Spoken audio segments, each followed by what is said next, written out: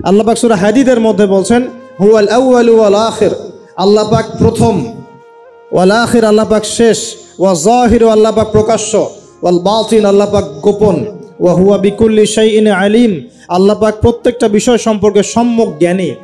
তাহলে এই আয়াত থেকে বুঝতে পারছি যখন কিছুই ছিল না আল্লাহ পাক ছিলেন, আবার যখন কিছুই থাকবে না কে থাকবেন? এমনটা আল্লাহ সূরা আর রহমানে বলেছেন কুল্লু মান আলাইহা, বলেন কুল্লু মান আলাইহা, সবকিছু কি হবে? ফানা হয়ে যাবে। ফানা মানে একদম ধ্বংস হয়ে যাবে। ওয়ায়াবকা ওয়াজহু রাব্বিকা যুল জালালি ওয়াল ইকরাম, কি বাকি থাকবে? আল্লাহ রাব্বুল আলামিনের সত্তা বাকি থাকবে। এখন আসুন এবার আল্লাহ পাক কি করলেন? আল্লাহ রাব্বুল আলামিন সর্বপ্রথম আরশে আজিম সৃষ্টি করেছেন। কি সৃষ্টি করেছেন? আরশে আজিম। এবং আরশটা ছিল পানির উপরে। সূরা হুদের মধ্যে আল্লাহ বলেছেন কানা আরশুহু আলাল মা, আল্লাহ পাকের আরশটা ছিল পানির উপরে। এখন কোথায় আছে তাহলে? এখনো পানির উপরেই আছে। কোথায় আছে? আচ্ছা, কুরসি এবং আরশের মাঝখানে একটা মহাসাগর আছে। কি আছে? এই মহাসাগরের গভীরতা হচ্ছে 500 বছরের পথ। কত বছর? আমরা এখন বিশ্বাস করব না, কারণ নাসা এখন আবিষ্কার করে নাই, তাই না ভাই? নাসার নাম তো শুনেছেন। নাসা এখনকার বিশ্বের খোদা হয়ে গেছে, নাউজুবিল্লাহ। ও যা বলে মানুষ তাই বিশ্বাস করে। ও যদি বলে মঙ্গল গ্রহে পানি আছে, বিশ্ববাসী বলবে হ্যাঁ পানি আছে। ও যদি বলে মঙ্গল গ্রহে পানি নাই, বিশ্ববাসী বলবে হ্যাঁ মঙ্গল গ্রহে কোনো পানি নাই। ও যদি বলে যে অনেক দূরের কোনো গ্রহের মধ্যে এলিয়েন আছে, বিশ্ববাসী বলবে হ্যাঁ এলিয়েন আছে, এলিয়েন আছে। কিন্তু আল্লাহ পাক যদি বলেন যে আল্লাহ পাক মহাবিশ্বের মধ্যে মালাইকা সৃষ্টি করেছেন, বিশ্ববাসী বিশ্বাস করে না যে ফেরেশতা বলে কিছু আছে। আমি কি বুঝাতে পারছি? এটা হচ্ছে শিক্ষা কেন্দ্রিক শিরক। শিক্ষা এবং জ্ঞান কেন্দ্রিক শিরকের মধ্যে আমরা লিপ্ত হয়েছি এখন। বিজ্ঞানকে কোনো কোনো ক্ষেত্রে আমরা ইলাহের আসনে বসিয়েছি। বিজ্ঞান যা বলে তাই চোখ বন্ধ করে বিশ্বাস করে, আর বিজ্ঞান যা বলে না মানুষ বিশ্বাস করে না। আল্লাহ পাকের কথা বিজ্ঞানের অনুকূলে হোক আর প্রতিকূলে হোক মানুষ দেখতে চায় না। যেমন একটা এক্সাম্পল দিচ্ছি, যদি এখনই সায়েন্স বলে যে আগামী 10 বছরের মধ্যে বিশ্বে বিভিন্ন জায়গায় বড় বড় সিরিজ ভূমিকম্প হতে পারে, 99% মানুষ বিশ্বাস করা শুরু করবে না? কিন্তু নবী সাল্লাল্লাহু আলাইহি ওয়াসাল্লাম বলছেন বাইনা ইয়াদাই সাআ, কিয়ামতের আগে আগে আসবে মুতানুন শাদীদ, মহামারী। কিয়ামতের আগে কি আসবে? মহামারী। মুতানুন শাদীদ মানে বড় মহামারী, লম্বা বড় মহামারী, কঠিন মহামারী, শাদীদ। ওয়া বা'দাহু, এবং মহামারীর পরে আসবে সানাওয়াতু জালাজিল, ভূমিকম্পের বছরগুলো। ভূমিকম্পের বছর নয়, ভূমিকম্পের বছরগুলো। মানুষ বিশ্বাস করবে না। মানুষ 80% মানুষই বিশ্বাস করবে না। খালি মুসলিমরা বিশ্বাস করতে পারে, অন্যরা বিশ্বাস করবে না। কিন্তু সায়েন্স যদি বলে আগামী 10, 20, 30 বছরের মধ্যে বিশ্বজুড়ে ভূমিকম্পের সিরিজ হবে, মানুষ বিশ্বাস করবে। তার মানে আমরা আমাদের বিশ্বাসের ক্ষেত্রে একটা শিরক করছি। শিক্ষা এবং জ্ঞানতাত্ত্বিক ক্ষেত্রে আমরা একটা শিরক করছি। আমরা কোনো কোনো ক্ষেত্রে সায়েন্সকে ইলাহের আসনে বসিয়েছি, এটা শিরক হচ্ছে। এটা একটা শিরক হচ্ছে। আসুন, আল্লাহ রাব্বুল আলামিন আরশ সৃষ্টি করার পরে সৃষ্টি করেছেন কলম। কি সৃষ্টি করেছেন? কলম। আল্লাহ পাক বলেছেন কলমকে উকতুব, তুমি লিখো। কলম বলেছে মাযা আকতুব, আমি কি লিখবো? আল্লাহ বলেছেন কিয়ামত পর্যন্ত যা হবে সব লিখে ফেলো। লাউহে মাহফুজের মধ্যে আল্লাহ পাক এই কলমের দ্বারা কিয়ামত পর্যন্ত যা হবে সব লিখে ফেলেছেন। তো প্রিয় যুবক ভাই, চাকরি নিয়ে এত হতাশায় পড়ার কোনো কারণ নাই। রিজিকের সন্ধানে এত হতাশায় পড়ার কোনো কারণ নাই। রিজিক যা আছে তাই পাবেন, আপনার রিজিক লেখা হয়ে গেছে। এরপরে সাউন্ড কমান ডান বাম থেকে। এরপরে মানুষ যখন মায়ের গর্ভে ছিল, বয়স ছিল 4 মাস 10 দিন। কতদিন? 4 মাস 10 দিন। আল্লাহর পক্ষ থেকে ফেরেশতা রূহ নিয়ে এসেছেন। ফেরেশতা বলে কি কিছু আছে? বিশ্বাস করেন? কিন্তু ফেরেশতা তো চোখে দেখা যায় না, তাহলে কেন বিশ্বাস করেন? যখন মুসলিমরা কোনো কিছু না দেখে বিশ্বাস করা শুরু করেছে, তখন এই বিশ্বাসটার একটা নাম দিয়েছে পশ্চিমারা। এই বিশ্বাসটার একটা নাম দিয়েছে পশ্চিমারা। এই বিশ্বাসটার নাম কি জানেন? এই বিশ্বাসটার নাম তারা দিয়েছে ধর্মান্ধতা। কি দিয়েছে? শব্দটা শোনেন নাই? ক্লাসিক্যাল সেকুলার পত্রিকাগুলোর মধ্যে দেখেন না ধর্মান্ধতা শব্দটা? মানে কি? এর মানে কি? মানে আপনি ফেরেশতা তো দেখেন না, বিশ্বাস করেন কেন? তার মানে আপনি অন্ধ, তার মানে আপনি ধর্মান্ধ। বুঝতে পারছেন? এখন আমাকে বলেন যে এই ফেরেশতায় যদি কেউ বিশ্বাস না করে সে কি মুমিন হতে পারবে? সে কি মুসলিম হতে পারবে? ইমানের যে 6টা পিলার, আল্লাহ বিশ্বাস, ফেরেশতা মণ্ডলীতে বিশ্বাস, আসমানি কিতাবে বিশ্বাস, নবী রসুলগণে বিশ্বাস, পরকালের জীবনে বিশ্বাস আর ভাগ্যে বিশ্বাস, এই 6টার কোনোটাই কি দেখা যায়, ছোঁয়া যায়, উপলব্ধি করা যায়, কঠিন তরল বায়বীয় পরীক্ষা করা যায় বা ল্যাবরেটরিতে গবেষণা করে পরীক্ষা করা যায়? তো যেহেতু আমরা এগুলো না দেখেই বিশ্বাস করি, এই কারণে পশ্চিমারা আমাদেরকে বলে তারা ধর্মান্ধ। এখন উত্তর কী হবে আপনার? উত্তর হচ্ছে এই যে আল্লাহ পাক আমাকে যে জ্ঞান দিয়েছেন, আল্লাহ পাক আমাকে যে লিমিটেড জ্ঞান দিয়েছেন, এই জ্ঞান দিয়ে আমি আগামীকাল কি হবে সেটা বলতে পারি না। বলতে পারি? যে মানুষের জ্ঞান এতই ক্ষুদ্র যে আগামীকাল তার সাথে কি হবে সে বলতে পারে না, সেই মানুষের পক্ষে কি এই অদৃশ্যের জগৎ সম্পর্কে এত গভীর জ্ঞান লাভ করা সম্ভব? মানুষের জ্ঞান কি অসীম না আল্লাহ পাকের জ্ঞান অসীম? এখন সেই অসীম সত্তার পক্ষ থেকে যখন কোনো ওহী আসে, কোনো তথ্য সংবাদ আসে, তাহলে আমি কি সেই জ্ঞানকে পেনিট্রেট করতে পারবো? বরং আমার উচিত হবে সেই তথ্যকে বিশ্বাস করা এবং তার সামনে আত্মসমর্পণ করা। তাহলে আমি ধর্মান্ধ হয়ে সবচেয়ে স্মার্ট মানুষ হয়েছি। যারা আল্লাহ পাকের ওহীতে বিশ্বাস করে সে হচ্ছে সবচেয়ে স্মার্ট মানুষ। কারণ আল্লাহ পাকের ওহীর সব জ্ঞান তো আমি ভেদ করে যেতে পারবো না, কারণ আমি তো আগামীকাল কি হবে তাই জানি না। আগামীকাল কি হবে তাই যে জানে না, সে কিভাবে পরকালের জীবনকে ব্যাখ্যা করবে? কিয়ামতের মাঠে কে কোথায় দাঁড়াবে, কার হাসর কোথায় হবে, কে জান্নাতে যাবে কে জাহান্নামে যাবে, আমি কি বলতে পারবো? কার সাথে কোন ফেরেশতা আছে, কার সাথে কি আকৃতির শয়তান আছে, শয়তান তাকে কিভাবে ওয়াসওয়াসা দেয়, কবরে কি আযাব হয়, আত্মা কাকে বলে, স্বপ্নে মানুষ কেন দেখে হাসে কাঁদে, স্বপ্ন কিভাবে সত্যি হয়, এরকম অনেক প্রশ্ন আছে গায়েবের। এগুলো কি আমরা ব্যাখ্যা করতে পারবো? অতএব গায়েবে বিশ্বাস না করলে কেউ মুমিন হতে পারে না। আর আল্লাহ রাব্বুল আলামিন এই গায়েবের খবর জানেন। এই গায়েবের খবর থেকে আল্লাহ আমাদেরকে যতটুকু তথ্য দিয়েছেন এতটুকু আমরা জানি, এর বেশি আমরা জানি? আচ্ছা, মায়ের গর্ভে যখন সন্তান, তখন ফেরেশতা লিখে দিচ্ছেন এক, তার হায়াত কতটুকু হবে, ব্যাস লেখা হয়ে গেছে। লেখা হয়ে গেছে মানে যা হায়াত, যা অপচয় করেছেন তো করেছেনই। এখন সারা জীবন যদি মাথাটা ঠুকরে ঠুকরে কাঁদেন, তাও ওই অপচয়কৃত দিনগুলো ফিরে আসবে না। শিক্ষা নেবেন না এখান থেকে? 30 বছর চলে গেছে মানে 30 বছর আল্লাহর নাফরমানি করেছেন, সারা জীবন মাথা ঠুকরে কাঁদলেও ওই 30 বছর ফিরে আসবে না। আসবে যুবক ভাই?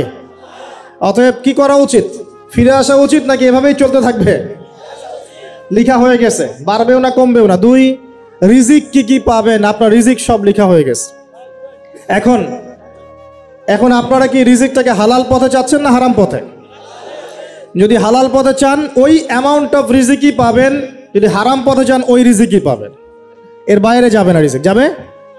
যাহলে সবর করেন, আল্লাহ পাক হালাল পথেই রিজিক দিবে ইনশাআল্লাহ তাআলা। রিজিক বৃদ্ধির জন্য কিছু আমল আছে, তার মধ্যে শ্রেষ্ঠ আমল হচ্ছে নামাজ, এর সাথে চাশতের নামাজ পড়া। চাশত মানে সালাতুদ দুহা, এর আগে ইশরাকের নামাজ আছে। রিজিক বৃদ্ধির জন্য আত্মীয়তার সম্পর্ক বজায় রাখতে হয়, আত্মীয়তার সম্পর্ক বজায় রাখলে রিজিক প্রশস্ত হবে। বেশি বেশি যে আল্লাহর জিকির করে এবং কোরআন তেলাওয়াত করে তার রিজিক বাড়ে আলহামদুলিল্লাহ, এবং যে আল্লাহর রাস্তায় খরচ করে তার রিজিক বাড়ে ইনশাআল্লাহ। এই রিজিক বাড়ার কিছু পলিসি আছে। সবচেয়ে শ্রেষ্ঠটা হচ্ছে নামাজ, আল্লাহর জিকির তেলাওয়াত। এরপর আমলের মধ্যে আত্মীয়তার সম্পর্ক বজায় রাখা। নবীজি বলছেন কেউ যদি চায় যে তার রিজিকটা লম্বা হোক, হায়াতটা লম্বা হোক, সে যেন আত্মীয়তার সম্পর্ক বজায় রাখে। আত্মীয়তার সম্পর্ক এখন আস্তে আস্তে নষ্ট হয়ে যাচ্ছে না? খেয়াল করে দেখেন, আত্মীয়তার সম্পর্ক আপনি বজায় রাখবেন। মনে রাখবেন, আমি বারবার একটা কথা বলেছি আপনাদের ওয়াজ মাহফিলে, যে পৃথিবীতে যে কাজই করবেন আল্লাহর সন্তুষ্টির জন্য করবেন। আত্মীয়তার সম্পর্ক বজায় রাখবেন আল্লাহর সন্তুষ্টির জন্যে, তাদের কাছে কিছু পাওয়ার আশায় না। যখনই আপনি কারো কাছে কিছু পাওয়ার আশা করবেন আপনি কষ্ট পাবেন। যখনই কারো কাছে কিছু পাওয়ার আশা করবেন আপনি কষ্ট পাবেন। কারো কাছে এত বেশি পাওয়ার আশা করবেন না। কার কাছে পাওয়ার আশা করবেন? আল্লাহর কাছে, যে আমি এই কাজটা করছি, আল্লাহ আমাকে পুরস্কার দিবে ইনশাআল্লাহ। আমি আত্মীয়তার সম্পর্ক বজায় রাখছি কেন? আল্লাহর কাছে রিজিকে বরকতের আশায়, আল্লাহর সন্তুষ্টির জন্য। মনে রাখবেন প্রিয় ভাইয়েরা, আমল কবুল হওয়ার শর্ত মোটামুটি 3টা। কয়টা? 1 নাম্বার, আমলগুলো হতে হবে আল্লাহর সন্তুষ্টির জন্য। 1। 2 নাম্বার, আমলটা হতে হবে রাসূলুল্লাহ সাল্লাল্লাহু আলাইহি ওয়াসাল্লামের পদ্ধতিতে, অন্য কারো পদ্ধতিতে নয়। 3 নাম্বার, আমলটা করার জন্যে আপনার রিজিকটা হতে হবে হালাল। হারাম রিজিকের আমল আল্লাহর কাছে কবুল হয় না। আল্লাহ পাক আমাদের সবাইকে হালাল রিজিকের ব্যবস্থা করে দিন এবং রিজিকটাকে প্রশস্ত করুন, আমিন। তো রিজিক লেখা হয়ে গেছে 2। 3 নাম্বার লেখা হয়ে গেছে এ ব্যক্তি কি কি কাজ করবে দুনিয়ায়, এ ব্যক্তি দুনিয়ায় কি কি কাজ করবে সব লেখা হয়ে গেছে। এখন যদি একটা চোর বলে যে আল্লাহ পাক আমার তাকদিরে লিখেছিলেন যে আমি চুরি করব, তাই আমি চুরি করেছি। এখন যদি একজন ধর্ষক বলে আল্লাহ আমার তাকদিরে লিখেছিল যে আমি ধর্ষণ করব, তাই ধর্ষণ করেছি। এখন যদি যারা এই জনগণের কিছু সম্পদ আত্মসাৎ করে খেয়ে ফেলছে তারা যদি বলে আল্লাহ তাকদিরে লিখছিলেন জন্যই দুর্নীতি করেছি, তাহলে কথাটা কি হবে? গ্রহণযোগ্য হবে? এখন যদি দলিল দেয় তাকদিরে তো লেখা ছিল। এই আকীদাটার নাম হচ্ছে জাবারিয়া আকীদা। কি আকীদা? জাবারিয়া। এমন একজন ব্যক্তি উমর রাদিয়াল্লাহু আনহুর দরবারে এসেছিল, চোর চুরি করেছে, ধরা পড়েছে। উমর রাদিয়াল্লাহু আনহু বলেছেন হাত কেটে ফেলো। তখন সে বলছে যে আমার হাত তো কাটা যাবে না, কেন? আল্লাহ পাক তাকদিরে লিখেছেন আমি চুরি করব, তাই চুরি করেছি। তো উমর রাদিয়াল্লাহু আনহুর সামনে এই কথাটা বলেছে। আর উমর রাদিয়াল্লাহু আনহু কি বিচক্ষণ মানুষ ছিলেন না বোকাশোকা ছিলেন? বলেন, তার মতো শাসক পাওয়া যাবে? তার মতো আরো একজন শাসক আসবে ইনশাআল্লাহ পৃথিবীতে। তার নাম কি? নবী ঈসা আলাইহিস সালাম, ইনশাআল্লাহ তাআলা। এবং তার আগে আরো একজন ইমাম আসবেন। তার নাম কি? তার নাম হচ্ছে মুহাম্মদ। কি নাম? তার নাম মুহাম্মদ, তার উপাধি হচ্ছে মাহদি। কখন আসবেন? যখন পৃথিবীতে যুদ্ধ বিগ্রহ ছড়িয়ে পড়বে, ব্যাপক আকারে মালহামা চলবে, তখন আসবেন। কাদের পক্ষে আসবেন? মুসলিমদের পক্ষে। কি উদ্দেশ্যে আসবেন? সারা বিশ্বে জুলুম তুলে ফেলার জন্য। এবং আরেকটা কি উদ্দেশ্য? ওই জেরুজালেম উদ্ধার করার জন্য। কোন জেরুজালেম? যেটা এখন ইহুদিরা দখল করে আছে। চারপাশে আরবরা, মাঝখানে ও কেমন করে দখল করে আছে? আরবদেরকে হাতের মুঠোয় নিয়ে নিয়েছে। এই কারণে মুনাফিকদের উপর টিকে আছে সে, এবং তার পশ্চিমা মিত্রদের উপর টিকে আছে। ঈসা আলাইহিস সালাম কেন আসবেন? এই জায়গাটা পুনরুদ্ধার করার জন্য। ঈসা আলাইহিস সালাম কি পরাজিত হবেন না বিজয়ী হবেন? কত বছর বিশ্ব শাসন করবেন? 40 বছর। এগুলো হবে বিশ্বে, এগুলো হওয়া এখনো বাকি আছে। আরও কি হবে? মুসলিমরা কনস্ট্যান্টিনোপল আবার জয় করবে। এই কনস্ট্যান্টিনোপলের মধ্যে ফিতনা দেখা দিবে অচিরেই, মুসলিমরা ওইটা আবার দখল করবে ইনশাআল্লাহ তাআলা। আরও কি হবে? বললাম ভূমিকম্পের বছরগুলো আসবে সামনে, এবং মুতায়নুন শাদীদ, মহামারীও আসবে। আরও কি? বড় বড় 3টা ভূমিকম্প বাকি আছে এখনো। আগে বলেছি লেকচারে, একটা পৃথিবীর পূর্বে, একটা পশ্চিমে, একটা মাঝখানে। এগুলো এখনো বাকি আছে। বিশ্বে অনেক কিছু হওয়া এখনো বাকি আছে। এখন যা দেখছি এগুলোই সব না, এগুলো চলে যাবে। সময় কি হবে? চলে যাবে। আরও নতুন সময় আসবে ইনশাআল্লাহ তাআলা। আমাদের দায়িত্ব কি? আমাদের দায়িত্ব পরিস্থিতি বুঝে দিন ধরে রাখা, আমল করা এবং মানুষকে দিনের দিকে আহ্বান করা। আমরা যদি দায়িত্ব পালন না করি তাহলে কি হবে? আল্লাহ পাক আমাদেরকে সরিয়ে দিয়ে নতুন কওম নিয়ে আসবেন। আল্লাহ পাক সূরা মুহাম্মাদে বলেছেন, ওয়া ইন তাতাওয়াল্লাউ, তোমরা যদি মুখ ফিরিয়ে নাও, ইয়াস্তাবদিল কওমান গায়রাকুম, আল্লাহ পাক নতুন কওমকে তোমাদের জায়গায় স্থলাভিষিক্ত করবেন। সুম্মা লা ইয়াকুনু আমসালাকুম, তারা তোমাদের মতো হবে না, মানে আমাদের মতো অপদার্থ হবে না। উম্মার বিজয়ের শর্ত কি? আল্লাহ সূরা মুহাম্মাদেই বলেছেন, ইন তানসুরুল্লাহ ইয়ানসুরুকুম, তোমরা আল্লাহর দ্বীনকে সাহায্য করো, তবেই আল্লাহ তোমাদেরকে সাহায্য করবে। ওয়া ইউসাব্বিত আকদামাকুম, তোমাদের পা আল্লাহ দৃঢ় করে রাখবেন। আমরা আল্লাহকে সাহায্য না করলে আল্লাহ পাক আমাদেরকে সাহায্য করবেন না। সিম্পল। আল্লাহ পাক সূরা রা'দের মধ্যে বলছেন, ইন্নাল্লাহা লা ইউগাইয়িরু মা বিকওমিন হাত্তা ইউগাইয়িরু মা বিআনফুসিহিম, আল্লাহ পাক কোনো কওমের অবস্থা ততক্ষণ পরিবর্তন করেন না যতক্ষণ না সেই কওম তার নিজের অবস্থার পরিবর্তনের চেষ্টা করে। তাহলে আমাদের পরিবর্তন কেন হচ্ছে না? কারণ আমরা নামাজ ছেড়ে দিয়েছি। 90% মুসলিমের দেশে কত পার্সেন্ট নামাজ পড়ে চিন্তা করে দেখবেন। আমরা কোরআন ছেড়ে দিয়েছি। 90% মুসলিমের দেশে কত পার্সেন্ট বিশুদ্ধ করে কোরআন তেলাওয়াত করতে পারে একটু খোঁজ নিয়ে দেখবেন। কোরআন শুমারি করে দেখেন, নামাজ শুমারি করে দেখেন, তাহলে বুঝতে পারবেন। আর যারা কোরআন পড়তে জানে তাদের মধ্যে কত পার্সেন্ট কোরআনের অর্থটা বোঝে, এটা আরও বড় বিষয়। তারপরে আবার কারা মেনে চলে, এটা আরও বড় বিষয়। আর আমরা কতজন মানুষ দিন ইসলামকে সামগ্রিক দিন হিসেবে মানি, এটাও একটা বড় বিষয়। আমরা মানি ঠিকই, আংশিক। যেমন ইবাদত বন্দেগীর জীবনে মুসলমান, অর্থনৈতিক জীবনে গিয়ে আবার সুদখোর, এমন না বিষয়টা? এমন হয় না বিষয়টা? ইবাদত বন্দেগীর জীবনে আমি পাক্কা মুসলিম, কপালে সেজদার দাগ আছে মাশাল্লাহ, দাড়ি টুপিও আছে মাশাল্লাহ, কিন্তু ব্যবসায় গিয়ে মাপে কম দিচ্ছি না, ব্যবসায় গিয়ে আমি হারাম ভেজাল দিচ্ছি কিনা, এরকম হচ্ছে কিনা? হচ্ছে। কিন্তু সে কিন্তু মুসলিম এবং নামাজও পড়ে। তা আমাদের সমস্যা ভাই এখানেই।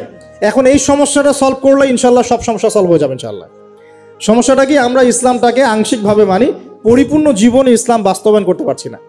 আমি আপনি হয়তো কেউই পারছি না, ফখর করলে বলার নাই যে আমি খুব পারছি, আসলে আমিও পারছি না। কারণ এই যুগে এটা পারাটা খুব ডিফিকাল্ট, এই যুগে পারাটা কি খুবই কঠিন। কিন্তু এটাই তো এই যুগের চ্যালেঞ্জ। নবীজি বলেছেন তোমাদের সামনে এমন যুগ আসছে যে যুগে ঈমান ধরে রাখাটা হাতের মধ্যে আগুন ধরে রাখার মতো হবে। তবে সুসংবাদ ওই যুগে তাদের জন্যে যারা আমার সুন্নতকে আবার জীবিত করতে পারবে, যে আমার মৃত সুন্নতকে জীবিত করবে, আল্লাহ পাক তাকে দুধ মানে প্রেমময়, আল্লাহ পাক ভালোবাসেন কিনা? তাহলে এই পুরো মহাবিশ্ব সৃষ্টি করে আল্লাহ পাক কি মহাবিশ্বের মধ্যে ভালোবাসা ছড়িয়ে দেন নাই? আল্লাহ রাব্বুল আলামিন 6 দিনে মহাবিশ্ব সৃষ্টি করে মহাবিশ্বের সব জায়গায় যার যার কাজ তাকে বুঝিয়ে দিলেন। কোন গ্রহ কি কাজ করবে, কোন সৌরজগৎ কেমন করে চলবে, দুনিয়া কিভাবে ঘুরবে, সূর্য কিভাবে উঠবে, চাঁদ কিভাবে আসবে, কোন মাখলুক কি কাজ করবে, ফেরেশতাদের কাজ কি হবে, ইত্যাদি ইত্যাদি। আল্লাহ পাক সমস্ত কাজ বুঝিয়ে দিলেন। সূরা আলিফ লাম মিম সেজদা, হামিম সেজদার মধ্যে আছে, পড়ে দেখবেন। আল্লাহ পাক পুরো মহাবিশ্বের দায়িত্ব বন্টন করে দিলেন। এবার আল্লাহ রাব্বুল আলামিন কি করলেন শোনেন। আল্লাহ রাব্বুল আলামিন বলছেন, এই পুরো মাখলুক কায়নাত সৃষ্টি করার পর আল্লাহ পাক তার রহমতকে 100 ভাগে ভাগ করলেন। কত ভাগে? আল্লাহ পাকের দয়া, রহমত, ভালোবাসাকে 100 ভাগে ভাগ করলেন। ভাগ করে এক ভাগ, মাত্র এক ভাগ আল্লাহ পাক পুরো মহাবিশ্বে ছড়িয়ে দিলেন। বলেন সুবহানাল্লাহ। বাকি 99 ভাগ রহমত আল্লাহ পাক তার কাছে রাখলেন। এই এক ভাগ ভালোবাসার কারণেই এই যে সন্তান কান্না করলে মায়ের বুক ফেটে যায়, সন্তান অসুস্থ হলে বাবার বুক ফেটে যায়, যেই বাবা সহজে চোখের পানি কাউকে দেখায় না, সেই বাবা জায়নামাজে দাঁড়িয়ে চোখের পানি ছাড়তে থাকে। এই এক ভাগ রহমতের কারণে আমরা দেখি যে রাস্তার কুকুর পর্যন্ত তার বাচ্চাকে চাটে, আদর করে, মহব্বত করে। এই এক ভাগ রহমতের কারণে আমরা আমাদের স্ত্রীদেরকে মহব্বত করি, স্ত্রীকে সুখে রাখার জন্য জীবনটা পর্যন্ত বিলিয়ে দেয়। সকাল থেকে রাত পর্যন্ত কোনো ক্ষেত্রে হারাম পথে যেতেও দ্বিধা করি না, স্ত্রী সন্তান সুখে থাক এই আশায়, তাই না ভাই? এই এক ভাগ রহমতের কারণে গাভী দেখবেন, গাভী তার বাচ্চাকে প্রসবের পর চাটে, গাটা চেটে পরিষ্কার করে দেয়। এই এক ভাগ রহমতে পুরো কায়নাত টিকে আছে। আর নবী সাল্লাল্লাহু আলাইহি ওয়াসাল্লাম বলছেন, বাকি 99% রহমত আল্লাহ পাক তার কাছে রেখেছেন। এই রহমত এবং ভালোবাসা দিয়ে আল্লাহ পাক কিয়ামতের মাঠে মানুষকে মাফ করবে ইনশাআল্লাহ। তার মানে বলেন আল্লাহু আকবার। তার মানে আমরা আশা করতে পারি ইনশাআল্লাহু তাআলা আমরা আল্লাহর জান্নাত পাবো ইনশাআল্লাহ। পাবো কি না? শুধু একটা কাজ যদি উম্মত করতে পারে জান্নাত পাবে। বলে দিব কোনটা? অনেক কাজই আছে, কিন্তু স্পেশাল একটা কাজ, একটা। আল্লাহ রাব্বুল আলামিন মেরাজের রাতে তার নবীকে উঠিয়ে নিয়েছিলেন, উঠিয়ে নিয়ে কাছে নিয়ে আসছেন, একদম কাছে, আর যে আরশের কাছাকাছি। নবী সাল্লাল্লাহু আলাইহি ওয়াসাল্লাম বলছেন, ওই সময় তার উপর 3টা স্পেশাল ওহী করা হয়েছে। কয়টা? 3টা। একটা হচ্ছে 50 ওয়াক্ত নামাজ। কত ওয়াক্ত? এটা কমতে কমতে কমতে কত ওয়াক্ত হয়েছে? 5। 5কেও কমানোর জন্য কোন নবী বলছিলেন? মুসা আলাইহিস সালাম বলছেন 5ও পারবে না, কমাই নিয়ে আসেন। 5ও যে পারবে না, মুসা আলাইহিস সালাম কেমন করে জানলেন? তার উম্মত 2 ওয়াক্ত নামাজ ফরজ। কয় ওয়াক্ত নামাজ ফরজ ছিল? ওই 2 ওয়াক্ত তার আদায় করতে পারে নাই। এই অভিজ্ঞতা থেকে তিনি বলেছেন যে আপনার উম্মত 5 ওয়াক্ত পারবে না। সত্যি না মিথ্যা কথাটা? আসলেই কি উম্মত 5 ওয়াক্ত নামাজ পড়তে পারছে? আচ্ছা, যাই হোক, আল্লাহ পাক আমাদেরকে পড়ার তৌফিক দান করুন। দ্বিতীয় ওহী হচ্ছে সূরা বাকারার শেষের 3টা আয়াত। কয় আয়াত? সূরা বাকারার শেষের 3 আয়াত ওহী করেছেন কে? আল্লাহ রাব্বুল আলামিন। কোনো ব্যক্তি যদি রাতের বেলা সূরা বাকারার শেষের 3টা আয়াত পড়ে সারা রাত ইবাদত করার নেকি পাবে ইনশাআল্লাহ। আর 3 নাম্বারটা হচ্ছে স্পেশাল, সেটা হচ্ছে আল্লাহ পাক বলেছেন, হে মুহাম্মদ সাল্লাল্লাহু আলাইহি ওয়াসাল্লাম, বলেন সাল্লাল্লাহু আলাইহি ওয়াসাল্লাম, তোমার উম্মতের কোনো ব্যক্তি যদি আসমান জমিনের সমান গুনাহ নিয়ে আমার সামনে দাঁড়ায়, আসমান জমিন সমান গুনাহ নিয়ে আমার সামনে দাঁড়ায়, কিন্তু আমার সাথে শিরকের পাপ নাই, আমার সাথে কোনো শিরকের পাপ করে নাই, ইনশাআল্লাহ আমি আল্লাহ তার সামনে আসমান জমিন সমান ক্ষমা নিয়ে হাজির হব ইনশাআল্লাহ। তার মানে আমরা যদি ইনশাআল্লাহ তাআলা শিরকের পাপ থেকে দূরে থাকতে পারি, ইনশাআল্লাহ আশা করা যায় আমরা আল্লাহর সন্তুষ্টি পাবো ইনশাআল্লাহ। এরপর আল্লাহ রাব্বুল আলামিন কি করলেন? আল্লাহ রাব্বুল আলামিন পুরো মহাবিশ্ব সৃষ্টি করে সব দায়িত্ব ভাগ করে দিলেন। ভাগ করে দেওয়ার পরে আল্লাহ পাক জান্নাত জাহান্নাম সৃষ্টি করেছেন কিনা? আচ্ছা, জান্নাত এবং জাহান্নাম কার কার জন্য সৃষ্টি করেছেন বলেন? জিন আর মানুষ। আচ্ছা, এখন জান্নাতের চেয়ে কি শান্তির কোনো জায়গা আছে? আচ্ছা, এই জান্নাত কার জন্য সৃষ্টি করেছেন? জিন আর মানুষ। আচ্ছা, তাহলে আল্লাহ পাক মানব জাতিকে ভালোবাসেন কিনা? ভালোবাসেন কিনা? আপনি যখন কাউকে ভালোবাসবেন তাকে সবচেয়ে সুন্দর গিফট দিতে চাইবেন কিনা? তার জন্য সবচেয়ে ভালোটা কিনতে চাইবেন কিনা? আল্লাহ পাক জান্নাত তৈরি করেছেন কাদের জন্য? আমাদের জন্য। তার মানে আল্লাহ পাক আমাদেরকে ভালোবাসেন কিনা? অবশ্যই বাসেন। আল্লাহ রাব্বুল আলামিন জাহান্নামও তো সৃষ্টি করেছেন। এখন যদি বলি যে তাহলে আল্লাহ পাক কি আমাদেরকে ভালোবাসেন না, জাহান্নামে কিভাবে দিবেন? উত্তরটা কি হবে তাহলে? উত্তর হচ্ছে এই যে যদি আল্লাহ না করুক কোনো ব্যক্তি জাহান্নামে যায়, তাহলে বুঝতে হবে সেই ব্যক্তি জাহান্নামে যাওয়ার যোগ্য ছিল বলেই জাহান্নামে গিয়েছে। কথা কি বুঝতে পারছেন? আর যদি কোনো ব্যক্তি জান্নাতে যায় তাহলে বুঝতে হবে সেই ব্যক্তির উপর আল্লাহ পাক দয়া করেছেন বলেই সে জান্নাতে গিয়েছে। মানুষ তার আমল দিয়ে জান্নাতে যেতে পারবে না, মানুষ তার আমল দিয়ে জান্নাতে যেতে পারবে না, আল্লাহর দয়া অনুগ্রহ দিয়ে জান্নাতে যাবে ইনশাআল্লাহ তাআলা। আল্লাহ পাক আমাদের সবাইকে সেই দয়া অর্জন করার তৌফিক দান করুন। সামনে রহমত পাওয়ার একটা সুবর্ণ সুযোগ আসছে, সেটা হলো রমজান মাস। কি মাস? রমজান মাস। আমরা দোয়া করি আল্লাহ পাক আমাদের সবাইকে সুস্থতার সাথে রমজানের সবগুলো রোজা রাখার তৌফিক দান করুন। নবীজি বলেছেন এই মাসে যে ইবাদত করে তার গুনাহ মাফ করাতে পারলো না তার জন্য ধ্বংস। বলি নাউজুবিল্লাহ। আমরা তো রমজান আসার আগে দুনিয়াবি প্ল্যান করছি, রমজানে কিভাবে ব্যবসায় উন্নতি করব, রমজানে কিভাবে বেশি লাভ করব। হ্যাঁ, তো রমজান মাস হচ্ছে ইবাদতের মৌসুম।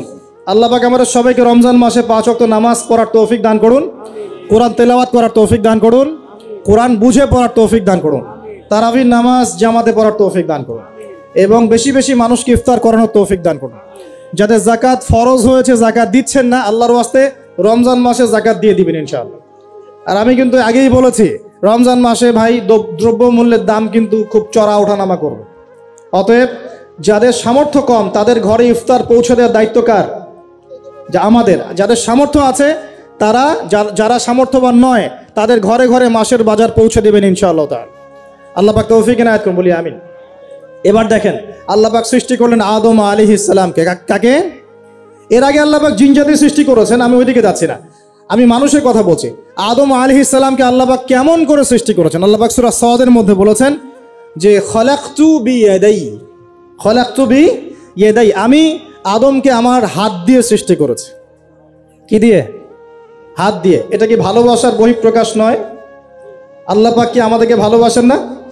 ভালোবাসেন। আচ্ছা, এই দুনিয়াতে যত কিছু আছে, এই দুনিয়ার আকাশ বাতাস নদী নালা পানি অক্সিজেন সবকিছু কার জন্য সৃষ্টি করা হয়েছে? গরু ছাগলদের জন্য, মানুষের জন্য? মূল দায়িত্ব কার? মূল অধিকার কার? মানুষের নয় কি? তাহলে এই পুরো বিষয়গুলো কি আল্লাহ পাকের ভালোবাসার বহিঃপ্রকাশ নয়? হ্যাঁ।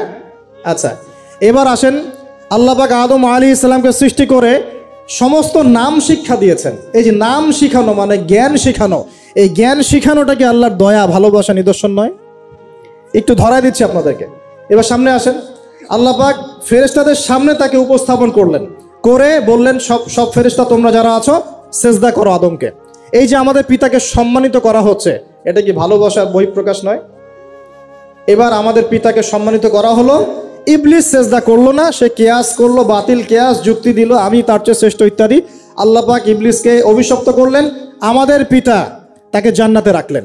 এই যে জান্নাতে রাখলেন, এটা কি আল্লাহ পাকের ভালোবাসা নয়? এবার আল্লাহ পাক আদম আলাইহিস সালামের পাঁজর থেকে সৃষ্টি করলেন তার স্ত্রী হাওয়া আলাইহিস সালামকে।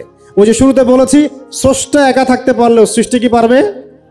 এই জন্য আদম আলাইহিস সালামের পাঁজর থেকে তার স্ত্রীকে সৃষ্টি করা হয়েছে, উভয়ের মাঝখানে ভালোবাসা দিয়ে দেওয়া হয়েছে। বলেন সুবহানাল্লাহ।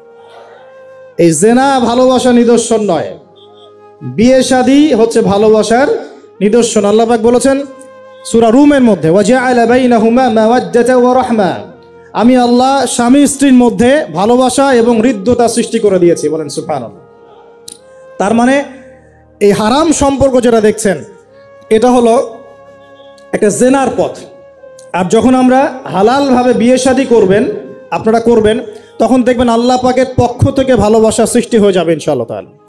অতএব ওয়াদা করতে পারি তো আল্লাহর কাছে নিজের চরিত্রকে পবিত্র রাখবো ইনশাআল্লাহ, হারাম কোনো সম্পর্কে যাব না ইনশাআল্লাহ, কোনো সহি প্রেমেও যাব না ইনশাআল্লাহ। এটা সহি প্রেম আবার কি জিনিস? দিনী ভাই দিনী বোনের মধ্যে এখন প্রেম চলে, এগুলো হয় না মাঝে মাঝে, এগুলোও বন্ধ, এগুলো বন্ধ করতে হবে। হালাল উপার্জনের সোর্স হয়ে গেলেই, হালাল উপার্জনের সোর্স হয়ে গেলেই দিনদার মেয়ে দেখে বিয়ে করে ফেলবেন ইনশাআল্লাহ তাআলা। অন্য কোনো পথে যাবেন না, কোনো হারাম পথে যাবেন না। ওয়াদা করেন ইনশাআল্লাহ? রাজি আছেন তো ইনশাআল্লাহ? আল্লাহ কবুল করুন, আমিন। আর বিয়ের সময় অবশ্যই দিনদারিতা দেখবেন, অন্য কিছু না। অন্য কিছু পরে, দিনদারিতা আগে। দিনদারিতা আছে, নামাজ পড়ে, পর্দা করে, মাশাআল্লাহ সব দিক ঠিক আছে, তারপরে দেখবেন আপনি অন্য কিছু, তার আগে নয়। কথা ঠিক আছে? একইভাবে মেয়েদের ক্ষেত্রেও, যে আগে দেখবেন না ছেলে কত বড় চাকরি করে, ছেলের কত বড় বাড়ি আছে, গাড়ি আছে, এটা পরে। আগে দেখবেন ছেলে নামাজি কিনা, সুন্নত আছে কিনা, ইসলামের জন্য তার সফট কর্নার আছে কিনা, ইসলাম প্র্যাকটিস করে কিনা, এগুলো আগে দেখবেন। এগুলো না দেখলে কি হবে জানেন? বিয়ের 1 বছর 2 বছর পরেই বুঝতে পারবেন দুনিয়াটা জাহান্নাম হয়ে গেছে, নাউজুবিল্লাহ। দুনিয়াতেই তখন জাহান্নামের আযাবের স্বাদ ভোগ করতে হবে, নাউজুবিল্লাহ। আল্লাহ পাক আমাদেরকে হেফাজত করুন, আমিন। তো এই যে আল্লাহ পাক আদম আলাইহিস সালামের পাঁজর থেকে সৃষ্টি করলেন কাকে, এবং ভালোবাসা দিয়ে দিলেন উভয়ের মাঝখানে, এটা কি আল্লাহ পাকের দয়া নয়? আল্লাহ পাক ভালোবাসেন না? এবার দেখেন, গাছের কাছে যেতে নিষেধ করলেন, আমি কিন্তু শর্ট করে বলছি, গাছের কাছে যেতে নিষেধ করলেন, তোমরা জান্নাতে থাকো, খাও, যা ইচ্ছা করো, কিন্তু ওয়ালা তাকরাবা হাদিহি শাজারা, এই গাছের কাছেও যাবে না। একটা পরীক্ষা, জাস্ট একটা পরীক্ষা। এখানে কিন্তু বলা হচ্ছে গাছের কাছেও যাবে না, বলা হচ্ছে না যে গাছের ফল খাবে না। ঠিক যেমন আল্লাহ বলেছেন তোমরা জেনার কাছেও যাবে না, আল্লাহ পাক কিন্তু বলেন নাই জেনা করবে না, আল্লাহ পাক বলেছেন তোমরা জেনার কাছেও যাবে না।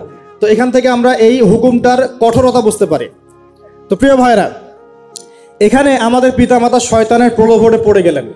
কেন পড়লেন? শয়তান ওয়াসওয়াসা দিল যে আমি কি তোমাদেরকে এমন গাছের কথা বলে দিব যে গাছের কাছে গেলে বা যার ফল খেলে তোমরা চিরস্থায়ী জীবন পাবে এবং তোমরা ফেরেশতা হয়ে যাবে, এরকম কথা বলল, এবং তোমরা কোনোদিন মরবে না। হাল আদুল্লুকা আলা শাজারাতিল খুলদি ওয়া মুলকিন লা ইয়াবলা, এই দুটো ওয়াসওয়াসা, চিরস্থায়িত্বের ওয়াসওয়াসা এবং অমরত্বের ওয়াসওয়াসা দিয়ে আমাদের পিতামাতাকে নিয়ে গেল। এখন আমাদের পিতামাতা কি ফল খেয়েছিলেন কি খান নাই? আচ্ছা, এখন আল্লাহ পাকের দৃষ্টিতে অন্যায় হয়েছে কিনা?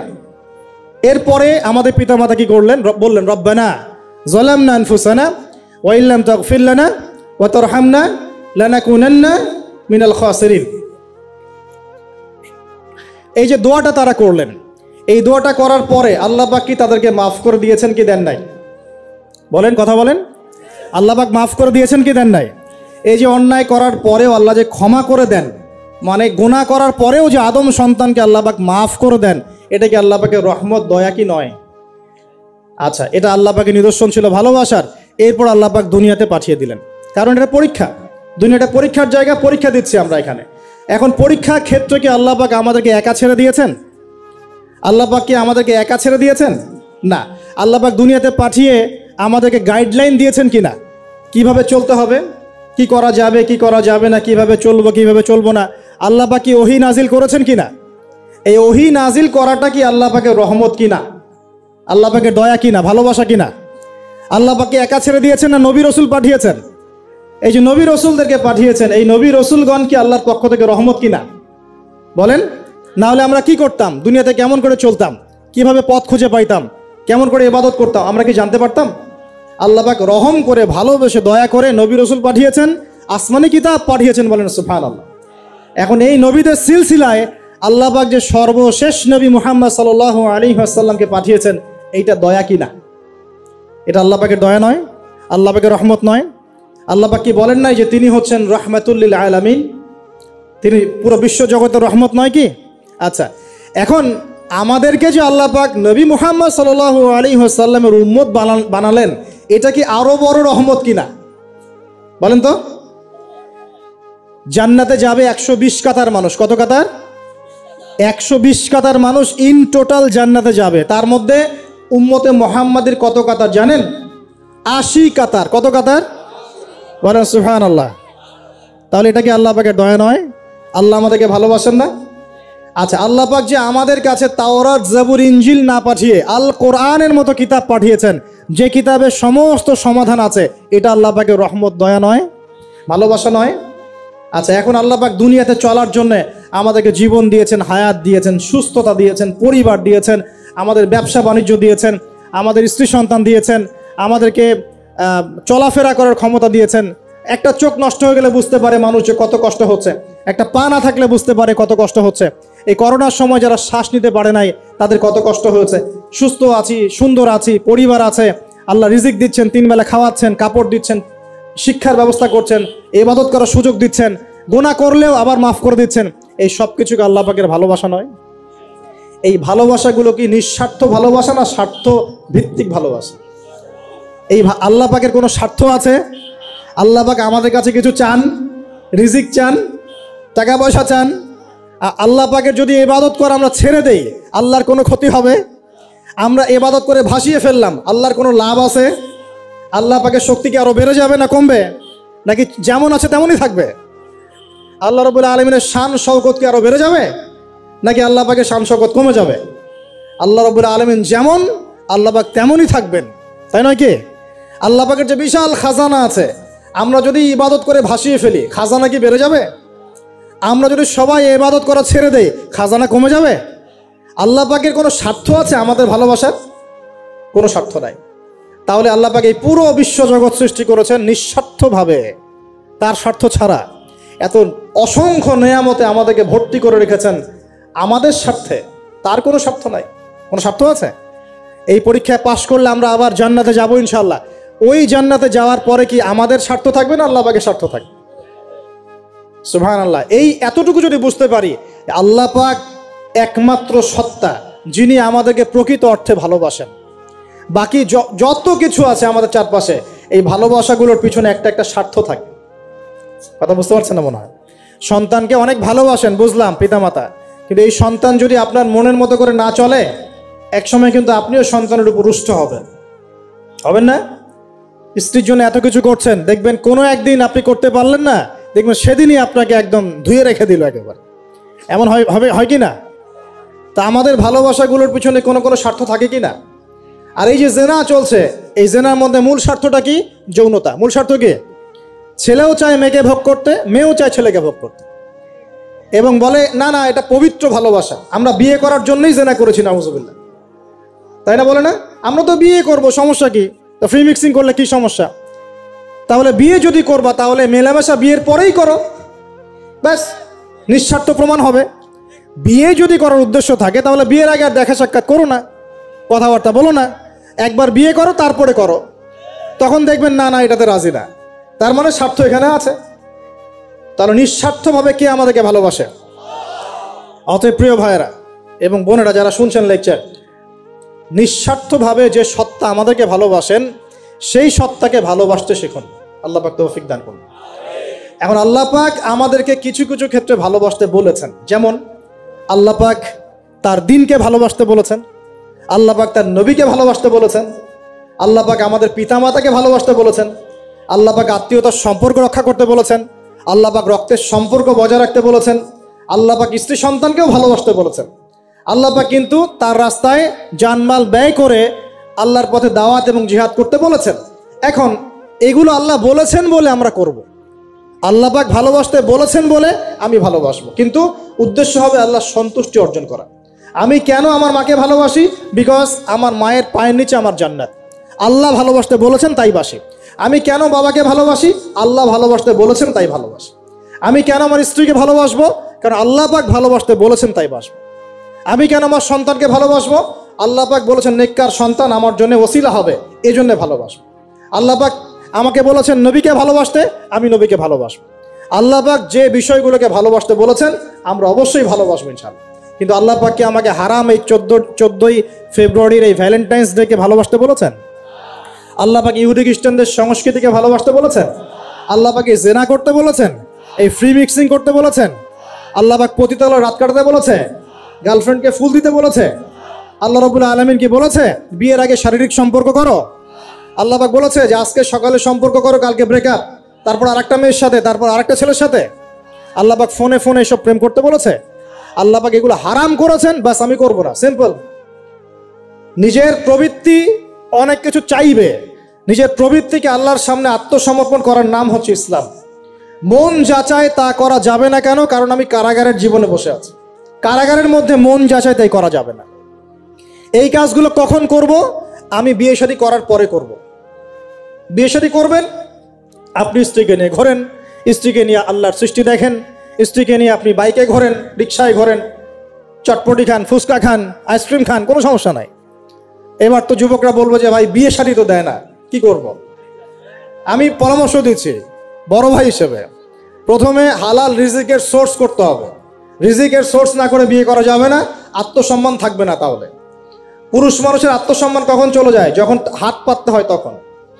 যখন আপনি রিজিকের সোর্স তৈরি করেছেন, আপনি স্বাবলম্বী, আপনি মাশাআল্লাহ মাসে 10, 20, 30 হাজার টাকা আর্ন করেন, বা 1 লাখ 2 লাখ টাকা আর্ন করেন, আলহামদুলিল্লাহ, কারো কাছে হাত পাততে হয় না, সবাই দেখবেন আপনাকে সম্মান দিবে।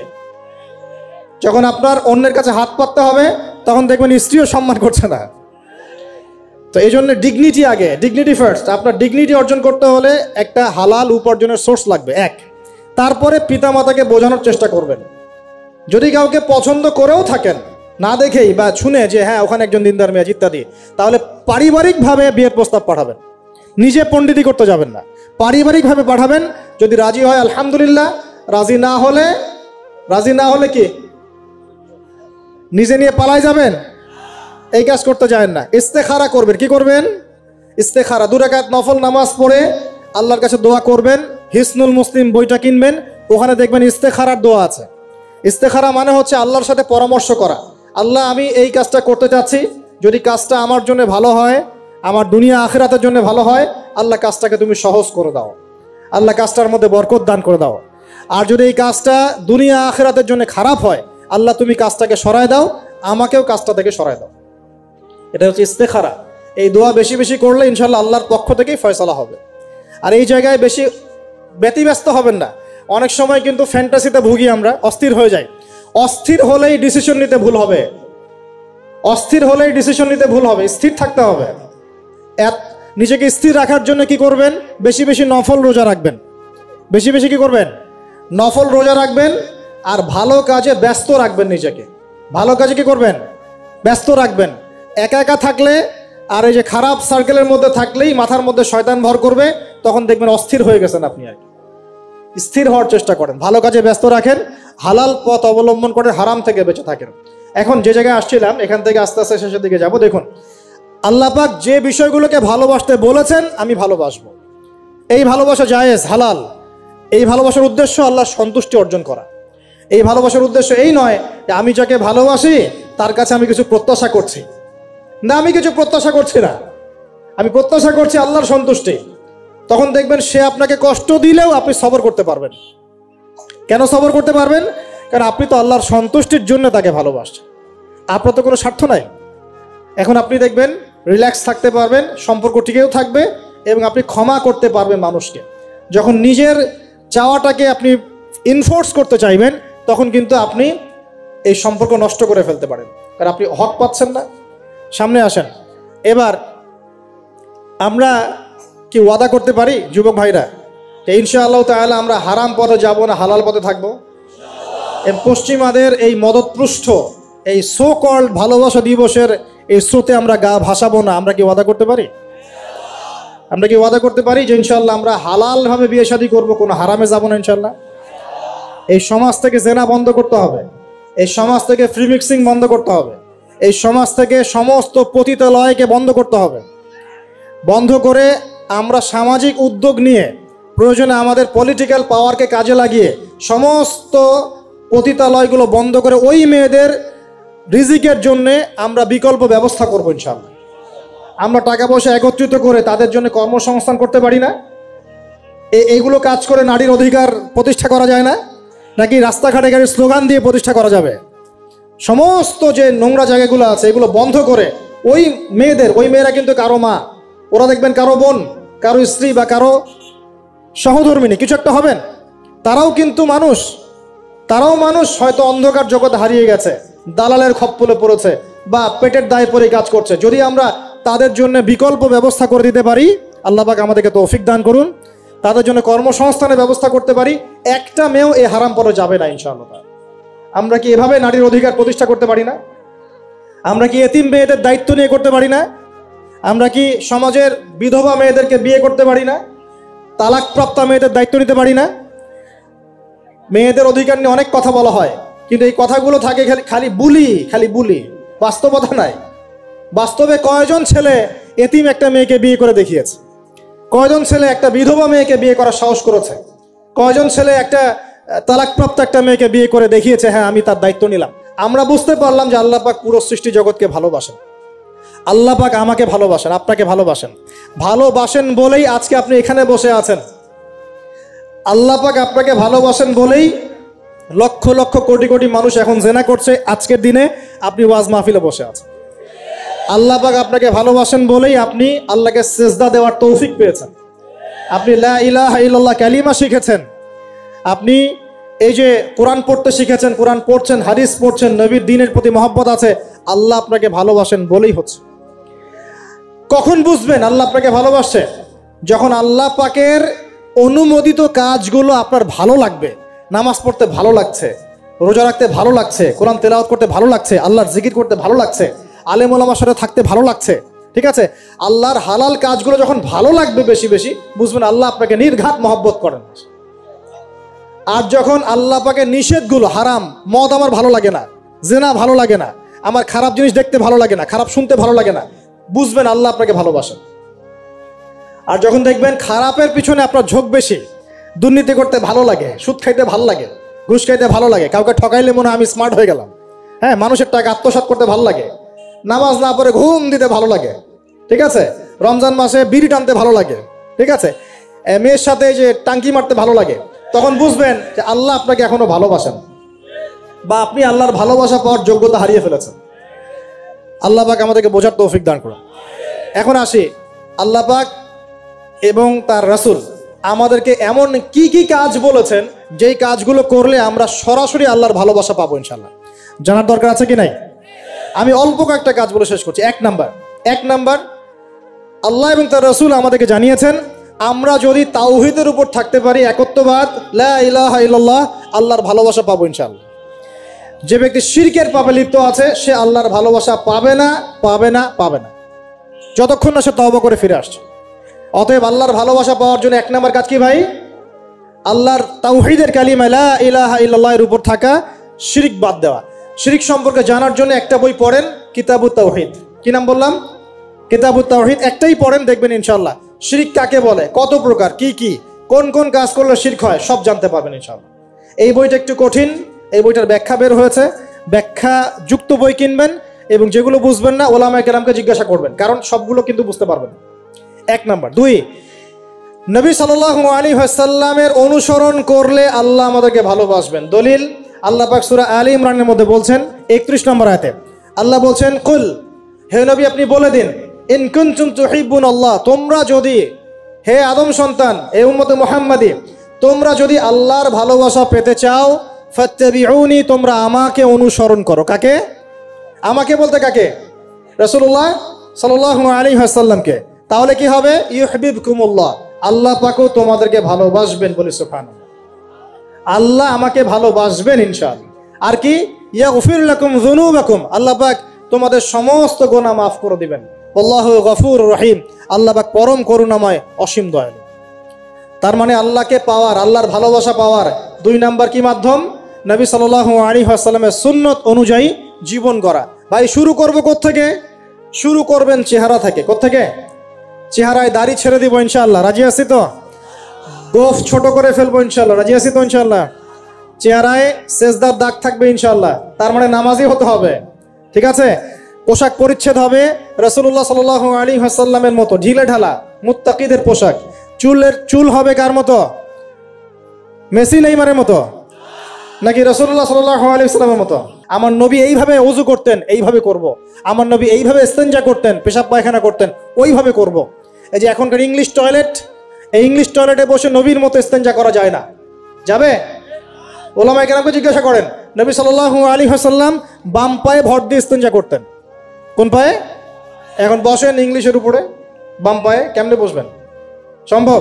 ওই যে আমি বলি, এটা মজা করে বলি, কষ্ট থেকেও বলি, একদম বৈশ্বিক পলিটিক্যাল সিস্টেম থেকে শুরু করে বাথরুমের টয়লেট পর্যন্ত সব কিছুই চলছে পশ্চিমা আদর্শ। এখন সব কিছু, এভরিথিং এভরিথিং, একদম বাথরুমের কমোড পর্যন্ত।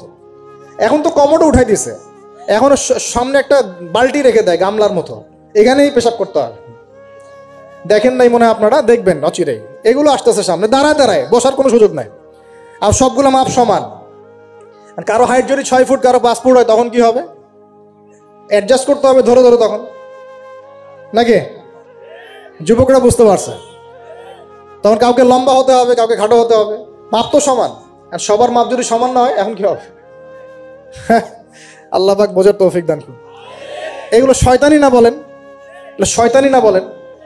বসে ইস্তেঞ্জা করতে হয় না? বসে ইস্তেঞ্জা না, এই পেশাবের ছিটা ফোটার কারণে কবরে আযাব হয় না? আপনারা হাদিসে জানেন না? নবীজি একটা কবরের পাশ দিয়ে যাচ্ছেন, তিনি থেমে গেলেন, থেমে গিয়ে বলছেন, এই কবর দুটোতে আযাব হচ্ছে। কি হচ্ছে? কবরের আযাব। তিনি জানলেন কেমন করে? আল্লাহ পাক তাকে জানিয়েছেন, আল্লাহ পাক তাকে খবর দিয়েছেন, এই কবর দুটো কি হচ্ছে? আযাব। নবীজি বলছেন, এই কবর দুটোতে বড় কোনো পাপের কারণে আযাব হচ্ছে না। সাহাবীরা বলছেন, তাহলে কি কারণে হচ্ছে ইয়া রাসূলুল্লাহ? তিনি বলছেন, একজন পেশাব পায়খানা করে, পেশাব করে, স্পেশালি পেশাব করে এই ছিটা ফোটা থেকে সে সতর্ক থাকতো না। পেশাব করে, ওই যে বলেন আমাদের ছেলেরা, প্যান্ট খারাপ ভাই, নামাজে যেতে পারবো না, নামাজে ডাকলে বলে ভাই প্যান্ট নষ্ট। তোমরা ভালো করে হাদিসে শোনো, এই ব্যক্তি বড় কোনো পাপ করে নাই, সে পেশাব করার পরে পবিত্র হতো না, মানে এর ছিটা ফোটা থেকে সাবধান থাকতো না, এই কারণে কবরে আযাব দেওয়া হচ্ছে। বলেন নাউজুবিল্লাহ। অন্য হাদিসে নবীজি বলছেন, বেশিরভাগ কবরের শাস্তি পেশাবের ছিটা ফোটার কারণে হয়ে থাকে। আস্তাগফিরুল্লাহ, বলেন নাউজুবিল্লাহ। এই টয়লেটগুলোর মধ্যে পেশাবের ছিটা ফোটা লাগে না? তো এই কোরআনের মধ্য দিয়ে আল্লাহর ভালোবাসা পাওয়া যাবে ইনশাআল্লাহ। সর্বশ্রেষ্ঠ নফল আমলের মধ্যে একটা হচ্ছে কি? আল কোরআন তেলাওয়াত করা। আল্লাহ পাক আমাদেরকে তেলাওয়াত করার তৌফিক দান করুন। 3টা বললাম। 4 নাম্বার, বেশি থেকে বেশি আল্লাহর জিকির করা। কি করা ভাই? চলতে ফিরতে উঠতে বসতে অলওয়েজ সুবহানাল্লাহ, আলহামদুলিল্লাহ, লা ইলাহা ইল্লাল্লাহ, আল্লাহু আকবার, লা হাওলা ওয়ালা কুওয়াতা ইল্লা বিল্লাহ, এগুলো চলতে থাকবে। ঠিক আছে ইনশাআল্লাহ? চলতে ফিরতে পড়বেন আল্লাহুম্মা সাল্লি আলা মুহাম্মদ, আল্লাহুম্মা বারিক আলা মুহাম্মদ। ঠিক আছে? হাসবি আল্লাহু ওয়া নি'মাল ওয়াকিল, রাদিতু বিল্লাহি রাব্বান ওয়া বিল ইসলামি দীনান ওয়া বি মুহাম্মাদিন নাবিয়্যা। যত জিকির আজগার আছে চলতে ফিরতে অলওয়েজ পড়তে থাকবে। লা ইলাহা ইল্লাল্লাহ ওয়াহদাহু লা শারীকা লাহু, লাহুল মুলক ওয়া লাহুল হামদ ওয়া হুয়া আলা কুল্লি শাইইন কাদির। আস্তাগফিরুল্লাহাল্লাযী লা ইলাহা ইল্লা হুয়াল হাইয়ুল কাইয়ুম ওয়া আতুবু ইলাইহি, লা হাওলা ওয়া লা কুওয়াতা ইল্লা বিল্লাহ। এগুলো পড়তে থাকবেন। যে যত বেশি আল্লাহ জিকির করবে, তার কলবে আল্লাহ তত বেশি নূর দিবেন ইনশাআল্লাহ। আর যার কলবে যত বেশি নূর, সে তত বেশি আল্লাহর ভালোবাসা মহব্বত পাবে ইনশাআল্লাহ। কয়টা বলছি ভাই? 4টা। 1 নাম্বার কি ছিল? তাওহীদ।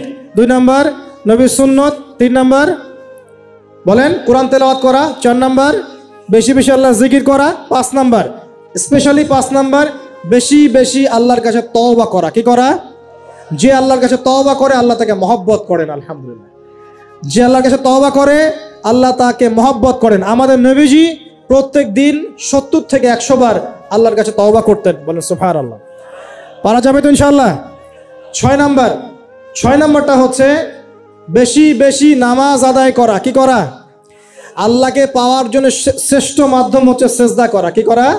আর সেজদা করা হয় সবচেয়ে শ্রেষ্ঠভাবে নামাজের মধ্য দিয়ে। কিসের মধ্য দিয়ে?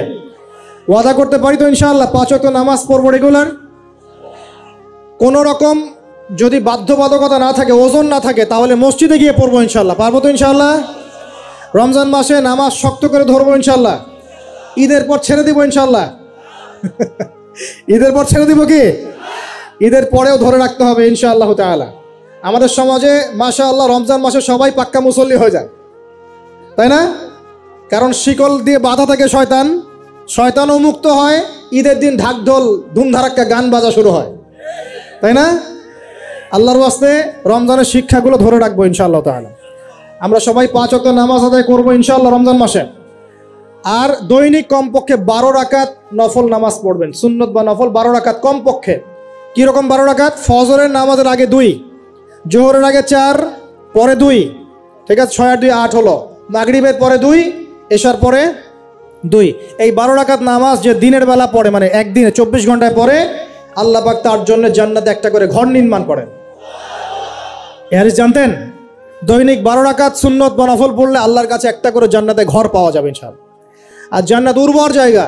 আপনি যদি চান আপনার জায়গায় বেশি বেশি গাছ লাগাতে, খালি পড়বেন সুবহানাল্লাহিল আযীম ওয়া বিহামদিহি, সুবহানাল্লাহিল আযীম ওয়া বিহামদিহি। একটা একটা করে খেজুর গাছ জন্মাবে ইনশাআল্লাহ তাআলা। বলবেন সুবহানাল্লাহি ওয়া বিহামদিহি, সুবহানাল্লাহিল আযীম। আর বলবেন সুবহানাল্লাহিল আযীমি ওয়া বিহামদিহি। জান্নাতে গাছ রোপণ হবে ইনশাআল্লাহ তাআলা। এটা গেল 6 নাম্বার, নামাজ বেশি বেশি পড়া। 7 নাম্বার, জি বলছি, 7 নাম্বারটা হচ্ছে, আমি আর 4টা বলে শেষ করছি। 7 নাম্বারটা হচ্ছে যে সৃষ্টির সেবা করা। কি করা ভাই? একটা হাদিস আছে যে ইরহামু মান ফিল আরদ ইয়ারহামুকুম মান ফিস সামা। তোমরা জমিনবাসীর প্রতি রহম করো, আসমানবাসী তোমাদের উপর রহম করবে ইনশাআল্লাহ। আল্লাহর ভালোবাসা পাওয়ার অন্যতম মাধ্যম হচ্ছে জমিনবাসীর প্রতি রহম করেন। মুসলিম অমুসলিম সবাই মানুষ কিনা? যারা আমাদের সাথে যুদ্ধে লিপ্ত নাই তারা তো আমাদের ভাই নাকি? যারা যুদ্ধে লিপ্ত আছে এরা শত্রু হতে পারে, যারা যুদ্ধে লিপ্ত নাই তারা তো আমাদের ভাই নাকি? তাদের বিপদ আপদে পাশে দাঁড়াবো না? একটা প্রাণীর অধিকার যদি আপনি রক্ষা করেন, একটা বিড়ালকে পানি না দেওয়ার অপরাধে এক মহিলা জাহান্নামে গিয়েছে, আর একটা কুকুরকে পানি পান করানোর সওয়াবের এই কাজের বিনিময়ে এক মহিলা জান্নাতে গিয়েছে। সুবহানাল্লাহ। তো পশু পাখির অধিকার যেখানে ইসলাম কথা বলেছে, এখানে পুরো মাখলুকের প্রতি আমাদের রহম দিল থাকতে হবে। আমাদের সবাইকে দয়া ভালোবাসা দেখাতে হবে ইনশাআল্লাহ। আল্লাহ পাক আমাদেরকে ভালোবাসবেন ইনশাআল্লাহ। 8 নাম্বারটা কি? এটাই বেশি ইম্পর্টেন্ট, শোনেন। 8 নাম্বারটা হচ্ছে আল্লাহর জন্য কাউকে ভালোবাসা, আল্লাহর জন্য ঘৃণা করা। একটা এই যে হাদিসগুলো পড়তে পড়তে আমি আসলাম গাড়িতে, আল্লাহ পাক বলেছেন, শোনেন, আল্লাহ পাক বলেছেন কিয়ামতের মাঠে আল্লাহ পাক বলবেন, নিজেই বলবেন যে আইনা মুতাহাবুনা লিজালালি, আমার ইজ্জতের জন্য যারা পরস্পরকে ভালোবাসতো এরা কোথায়? আল্লাহ পাক ঘোষণা করবেন কোথায় তারা, যারা আমার জন্য পরস্পরকে ভালোবাসতো। আল্লাহ বলবেন আলিয়াউমা, আজকে, আজিল্লুহুম, আমি ওদেরকে ছায়া দিব, ফি জিল্লি, আমার আরশের ছায়ায়। বলেন সুবহানাল্লাহ। ইয়াউমা লা জিল্লা ইল্লা জিল্লি, যেদিন আমার এই আরশের ছায়া ছাড়া অন্য কোনো ছায়া থাকবে না। মানে কিয়ামতের মাঠে আল্লাহর আরশের ছায়ায় ছায়া পাবে কারা? যারা পরস্পরকে আল্লাহর জন্য ভালোবাসতো। আলহামদুলিল্লাহ। এই যে আমরা এখানে আছি, আমরা কি একে অপরকে আল্লাহর জন্য ভালোবাসি না? আমি কি আপনাদেরকে চিনি? আপনারা কি আমাকে চিনেন? এই যে আপনারা আলেমুল আমাদেরকে ভালোবাসেন, ইসলামকে ভালোবাসেন, কিসের জন্য বাসেন? আল্লাহর জন্য। এই আল্লাহর জন্য যারা পরস্পরকে মহব্বত করে, আল্লাহ পাক তাদেরকে আরশের ছায়ায় ছায়া দিবেন ইনশাআল্লাহ। আরো একটা নেকি আছে, বলবো? শোনেন, আরেকটা হাদিসে আসছে কিয়ামতের মাঠে স্পেশাল কিছু মিম্বর থাকবে। মিম্বর চিনেন? যেখানে দাঁড়ায় ইমাম সাহেব খুতবা দেয়, এরকম মিম্বর থাকবে। এই মিম্বরগুলো হবে নূরের মিম্বর। কিসের? নূর মানে কি? আলো। আলো, আলো, নূরের মিম্বর থাকবে। ওই কিয়ামতের মাঠে কি আলো থাকবে? এমনিতে মাঠটা তো অন্ধকার। ওই অন্ধকার মাঠে নূরের মিম্বর আল্লাহ পাক দিবেন কাদেরকে? যারা পরস্পরকে এই আল্লাহর জন্য মহব্বত করত। আর নবীগণ, শহীদগণ তাদের দিকে তাকায় থাকবে, তাকায় নবীগণ, শহীদগণ পর্যন্ত এই মানুষগুলোকে দেখে ঈর্ষা করবে, কাশ আমরাও যদি এমন হতে পারতাম। চিন্তা করেন, আল্লাহর জন্য পরস্পর মহব্বতকারীদেরকে আল্লাহ পাক এমন সম্মান দিবেন যেটা দেখে নবীগণ পর্যন্ত ঈর্ষা করতে থাকবে। তাহলে আমরা কি আল্লাহর জন্য পরস্পরকে মহব্বত করতে পারি কিনা? এটা হলো 8। 9 নাম্বার, আল্লাহর জন্যই ঘৃণা করতে হবে। আল্লাহর জন্য ঘৃণা কেমন? যেমন কেউ ইসলামকে পছন্দ করে না, কটূক্তি করে, ইসলামের এইটা ভালো না, ওইটা ভালো না, ইসলামের সাথে দুশ্মনী করে ভিতর থেকে বাহির থেকে, আপনি ওদেরকে ভালোবাসতে পারবেন না। যদি আল্লাহর দুশ্মনদের সাথে আপনার ভালোবাসা থাকে, তাহলে আপনিও আল্লাহর দুশ্মনের কাতারে অন্তর্ভুক্ত হয়ে যাবেন। এখন বলেন দেখি, সারা বিশ্বে ইসলামের দুশ্মন কারা? বলেন। গায়রিল মাগদুবি আলাইহিম ওয়ালাদ-দাল্লিন। মাগদুব কারা, দল্লিন কারা? এটা তো অনেকেই জানে না। সাহাবীরা বলছেন, ইয়া রাসূলুল্লাহ, এখানে যে আমরা বলছি গায়রিল মাগদুবি আলাইহিম ওয়ালাদ-দাল্লিন, আল্লাহ আমাদেরকে মাগদুবদের থেকে বাঁচাও, দল্লিনদের থেকে বাঁচাও। মাগদুব আর দল্লিন কারা ইয়া রাসূলুল্লাহ? নবীজি বলছেন, আল মাগদুব, মাগদুব হচ্ছে হুমুল ইহুদি, ইহুদিরা হচ্ছে মাগদুব, যাদের উপর আল্লাহর গজব পড়েছে। আর দল্লিন হুমুন নাসারা, নাসারারা হচ্ছে দল্লিন, কারণ তারা আল্লাহ পাকের সন্তান সাব্যস্ত করেছে। ঈসা আলাইহিস সালামকে আল্লাহ সন্তান বলেছে, বলেন নাউজুবিল্লাহ। এখন সারা বিশ্বে এরা মুসলিমদের সাথে দুশ্মনী করছে না? আমরা যদি ব্যক্তিগতভাবে, সামাজিকভাবে বা পলিটিক্যালি ওদের সাথে বন্ধুত্ব করে চলে, আমরা কি আল্লাহ দুশ্মনদের সাথে শরীক হলাম না? খুব খেয়াল রাখতে হবে। আল্লাহর জন্য ভালোবাসা, আল্লাহর জন্য দুশ্মনী। আল্লাহ পাক আমাদেরকে বোঝার তৌফিক দান করুন। এবং সবশেষ যেটা 10 নাম্বার, সেটা হলো আল্লাহওয়ালা মানুষ যারা, সেই মানুষদের সাথে মহব্বত রাখলে আল্লাহ আপনাকে ভালোবাসবেন। আল্লাহওয়ালা মানুষদের সাথে মহব্বত রাখতে চান, নাকি আপনার এই জেনাকারী গার্লফ্রেন্ডের সাথে আপনি মহব্বত রাখতে চান?